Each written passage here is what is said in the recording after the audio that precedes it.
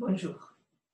Aujourd'hui, j'aimerais partager avec vous comment, quand on intègre profondément les principes d'Ho'oponopono, de cette philosophie de vie, euh, nous pouvons très facilement retrouver notre calme chaque fois qu'il y a quelque chose qui vient nous perturber. Nous pouvons très facilement garder notre lucidité par un état neutre face à tout ce qui arrive, un état bien centré sur nous et en paix, et utiliser chaque événement pour mieux nous connaître et pour éclairer toutes ces parties de nous, notre part d'ombre, que nous avons du mal à voir. Et en fait, nous les voyons reflétés à l'extérieur. Je peux faire un petit rappel. Ho'oponopono nous dit que nous sommes créateurs. En fait, surtout responsables de notre façon de regarder le monde. Et quand quelque chose nous perturbe, quand nous voyons quelque chose qui nous dérange à l'extérieur, il nous invite à aller à l'intérieur, voir quel est ce qui est en moi, qui est en connexion avec ce que je vois. Alors, aujourd'hui, je voudrais utiliser un exemple.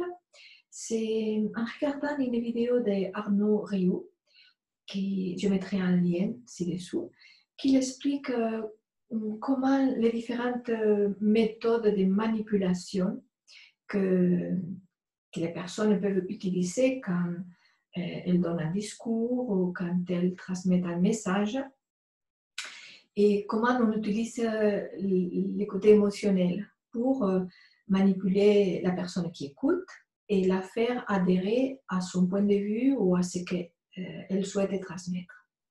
Et donc, il explique très bien comment on peut utiliser la peur, et grâce à la peur, faire adhérer à certaines croyances ou façons de voir.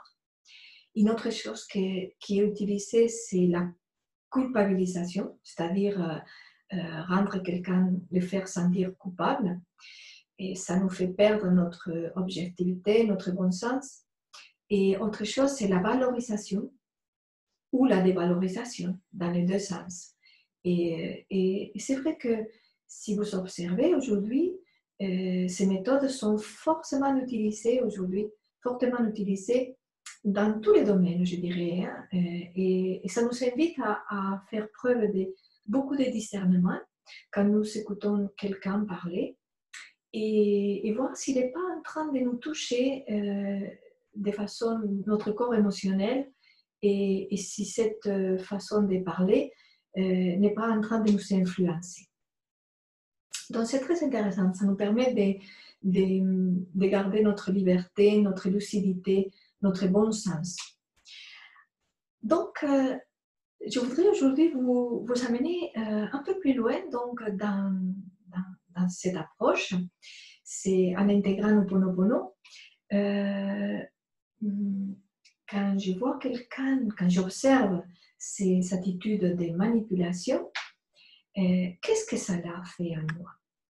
Et si cela me touche, je me dis, oh, mais comment c'est possible que je vois que je réagis aussi émotionnellement à ça? Je peux revenir à la neutralité très facilement si je commence à intégrer quelle est la partie de moi qui réagit, sans trop réfléchir, hein, mais avec beaucoup d'humilité. Et c'est ça que Ho'oponopono nous invite à faire, c'est dire, je ne sais pas quelle est la partie de moi qui, à un moment donné, a eu aussi tendance à manipuler les autres. Et c'est vrai que nous avons tous été tentés, par moments, de manipuler quelqu'un avec qui on parlait.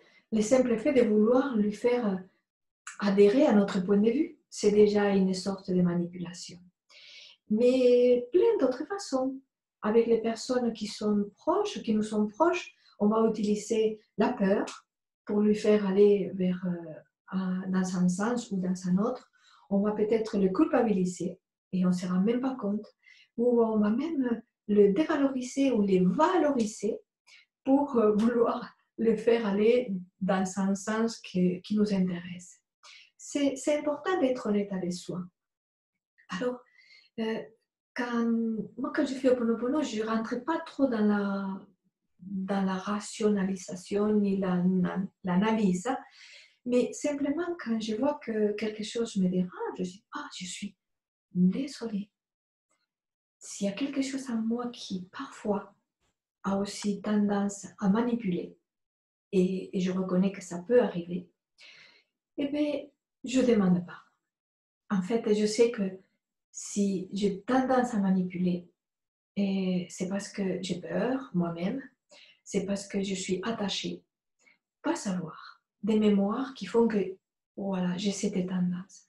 Et en faisant ça, simplement, je demande pardon, et je me pardonne, bien sûr, et je demande à mon âme, à mon être profond, de m'aider à être de plus en plus dans une communication dans laquelle je vais accepter l'autre tel qu'il est, dans laquelle je vais donner totale liberté à l'autre d'être tel qu'il est. Et en faisant comme ça, ces vertus-là, je les appelle. J'appelle la liberté à moi aussi, j'appelle l'acceptation, j'appelle la confiance, j'appelle la souplesse, j'appelle la compréhension. Et une fois que je suis remplie de ces vertus, que je vais décider de vivre, de faire grandir en moi, je sais que je vais être aussi dans ma communication beaucoup plus libre et libre de toute tendance à manipuler.